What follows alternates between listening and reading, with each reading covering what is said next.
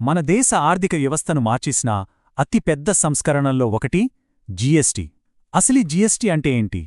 దీనివల్ల మన వ్యాపారాలు, మనం కొనే వస్తువుల ధరలు ఎలా మారాయి? రండి ఈ విషయాలన్నిటినీ చాలా సింపుల్గా అర్థం చేసుకుందాం. ఒకసారి ఊహించుకోండి, మీరు కట్టిన పన్ను మీదే మళ్లీ పన్ను కడితే ఎలా ఉంటుంది? వినడానికే కొంచెం వింతగా ఉంది కదూ. కాని ఒకప్పుడు మన దేశంలో పరిస్థితి ఇదే పాత పన్నుల వ్యవస్థలో ఉన్న అతిపెద్ద సమస్య. మరి ఈ సమస్యని ఎలా పరిష్కరించారు? అదే ఈ కథలో అసలు ట్విస్ట్. జీఎస్టీ గురించి తెలుసుకునే ముందు ఒక్క నిమిషం ఆగి అసలు బేసిక్స్కి వెళ్దాం. అదేంటంటే, ప్రభుత్వాలు మన దగ్గర నుంచి పన్నులు ఎందుకు వసూలు చేస్తాయి? ఆ డబ్బుతో ఏం చేస్తాయి? చూడండి, పన్నులు అంటే కేవలం ప్రభుత్వ ఖజానా నింపడానికి మాత్రమే కాదు. అదొక పవర్ఫుల్ టూల్.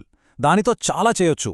ఉదాహరణకి, సంపన్నులపై ఎక్కువ పన్ను వేసి ఆ డబ్బుతో పేదలకు సాయం చేస్తే ఆదాయ అసమానతలు తగ్గుతాయి. లేదా పర్యావరణాన్ని పాడుచేసే ఫ్యాక్టరీలపై ఎక్కువ పన్ను వేస్తే వాళ్లు కాలుష్యాన్ని తగ్గిస్తారు. సో, పన్నుల అసలు ఉద్దేశమేంటంటే సమాజాన్ని, ఆర్థిక వ్యవస్థను ఒక మంచి దారిలో పెట్టడం. రైట్, బేసిక్స్ అర్థమయ్యాయి కదా. ఇప్పుడు అసలు కథలోకి వెళ్దాం. అంటే జీఎస్టీ రాకముందు మన పన్నుల వ్యవస్థ ఎలా ఉండేదో చూద్దాం. దీన్ని అర్థం చేసుకోవాలంటే ముందుగా 2 రకాల పన్నుల గురించి మనం తెలుసుకోవాలి. చూడండి, పన్నుల్లో 2 రకాలుంటాయి. ఒకటి ప్రత్యక్ష పన్ను, అంటే మన జీతం మీద మనమే నేరుగా కట్టే ఇన్కమ్ ట్యాక్స్ లాంటిది. ఈ భారాన్ని ఇంకొకరి మీదకు నెట్టలేం. ఇక రెండోది పరోక్ష పన్ను. ఇది కొంచెం ట్రిక్కీ.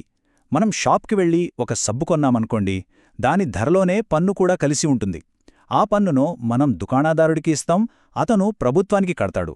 అంటే భారం మనమీదే పడుతుంది. మన జీఎస్టీ ఈ రెండో కేటగిరీకి చెందింది.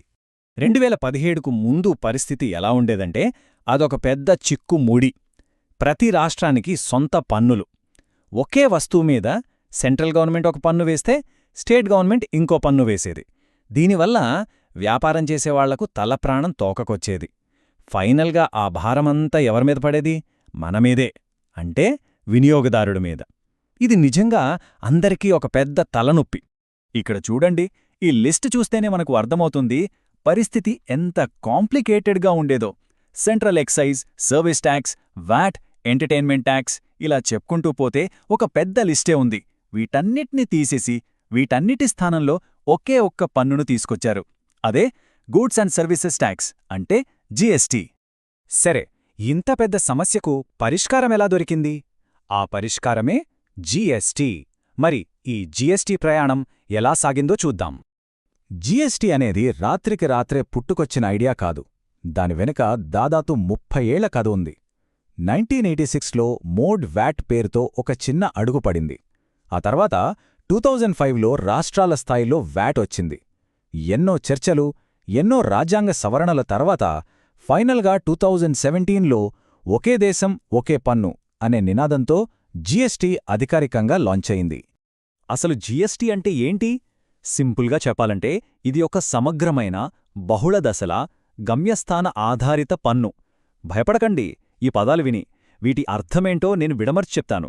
సమగ్రమైన అంటే దాదాపు అన్ని వస్తువులను, సేవలను ఇది కవర్ చేస్తుంది.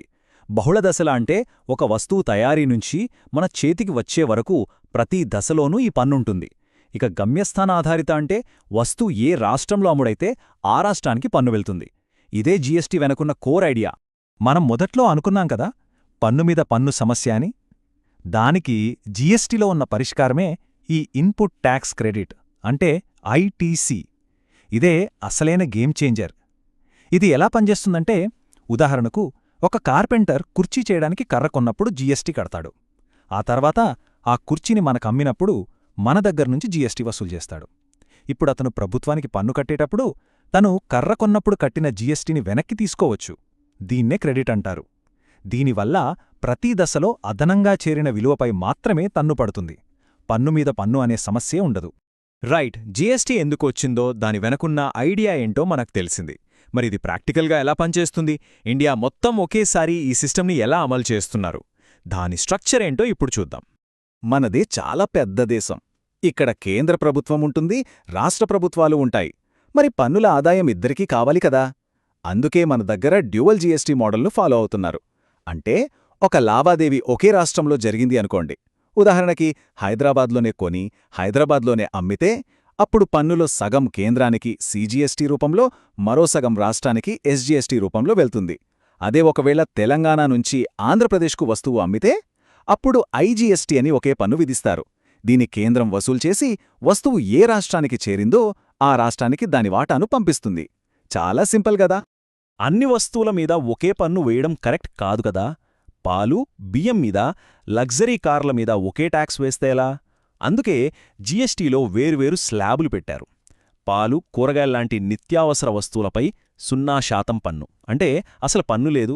సాధారణ వస్తువులపై 5%, కొన్ని ప్రాసెస్డ్ ఫుడ్స్ మీద 12%, ఎలక్ట్రానిక్స్ లాంటి వాటిపై 18%, ఇక లగ్జరీ వస్తువులు, కార్ల మీదే 28% వరకు పన్నుంటుంది. దీని వెనకున్న ఉద్దేశమేంటంటే సామాన్యుడిపై భారం తగ్గించి విలాసవంతమైన వస్తువులు వాడేవాళ్ల నుంచి ఎక్కువ పన్ను వసూలు చేయడం. సరే, ఈ 5%, 12%, 18% ఈ రేట్లని ఎవరు డిసైడ్ చేస్తారు? దానికోసమే ఒక పవర్ఫుల్ బాడీ ఉంది. అదే జీఎస్టీ కౌన్సిల్. దీనికి మన కేంద్ర ఆర్థిక మంత్రి అధ్యక్షత వహిస్తారు. అంతేకాదు, దేశంలోని అన్ని రాష్ట్రాల ఆర్థిక మంత్రులు కూడా ఇందులో సభ్యులుగా ఉంటారు. అంటే ఏ నిర్ణయం తీసుకోవాలన్నా కేంద్రం, రాష్ట్రాలు అన్నీ కలిసి కూర్చుని మాట్లాడుకుని తీసుకుంటాయి. ఇది మన ఫెడరల్ స్ఫూర్తికొక పర్ఫెక్ట్ ఎగ్జాంపుల్. సరే, ఇదంతా బావుంది. మరి జీఎస్టీ వచ్చిన తర్వాత నిజంగా ఏం మారింది? దీని ప్రభావం మన ఆర్థిక వ్యవస్థ మీద ఎలా ఉంది?